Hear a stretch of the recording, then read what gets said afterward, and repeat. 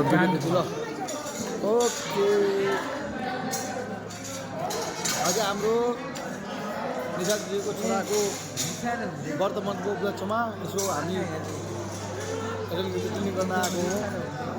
Dinner लिने क्रममा हाम्रो श्रीमतीजी श्री दिपाश्री, हाम्रो बुहारी श्री नम्रता पौडेलजी, हाम्रो छोरी हजुर देवांशी गिरी, हाम्रो प्रिय पात्र एकलौटो ओन्ली वान हाम्रो सालोजी श्री दिपेश गिरी, हजारौँमा एक मेरो सालो, उहाँ पनि आज हुनुहुन्छ।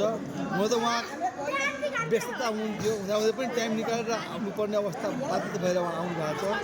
ठिक छ, उहाँ पनि यसो डिनर लिने तर्खरमा हुनुहुन्छ। सर लिनुहोस् सर।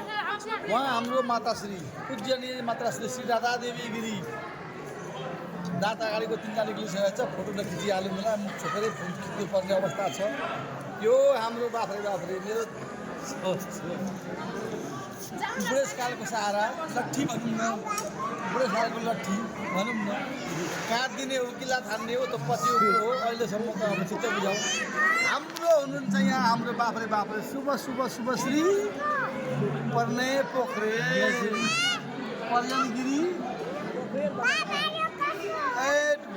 बाफ्रे हाम्रो 1 लाखमा 1 हुनुहुन्छ, 1 लाखमा 1। ठिक छ खाइदे बेटा, खाइदे कमाकम दिदीको खाइदेऊ, खाइदिने। खाना जन्मेका हो खाओ भन्थ्यो कोपी ओलीले। खाओ खाना जन्मेका हो खाओ पनि भन्थ्यो केपी ओलीले। खाऊ त्यो पनि खाऊ पुरी। आज हाम्रो अलिक हल्का बुढा अवस्था बुहारीको चाहिँ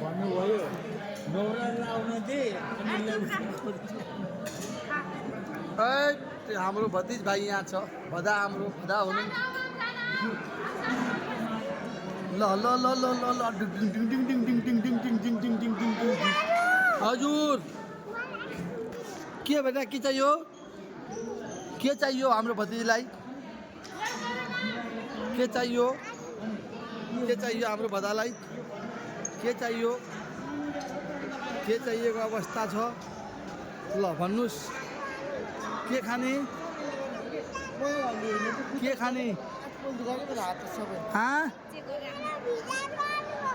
भिनाजु आउनुभयो, अनि के गर्नुपर्ने?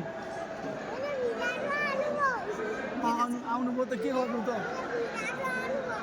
अनि के गर्नुपर्ने अब? आइसक्रिम त उनी पराउने भाँडा मात्रै आइसक्रिमको। तर खतरा आइडिया लाग्यो उसले फेरि। छैन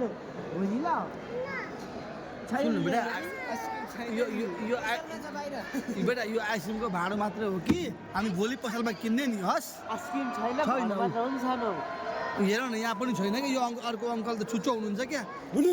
यो अङ्कलले त आइसक्रिमको भाँडो राखेर के राख्नुहुन्छ रहेछ है। छैन ल भोलि ल्याइदिने अरे अङ्कलले। ल जाउँ भोलि ल्याइदिनु होस्।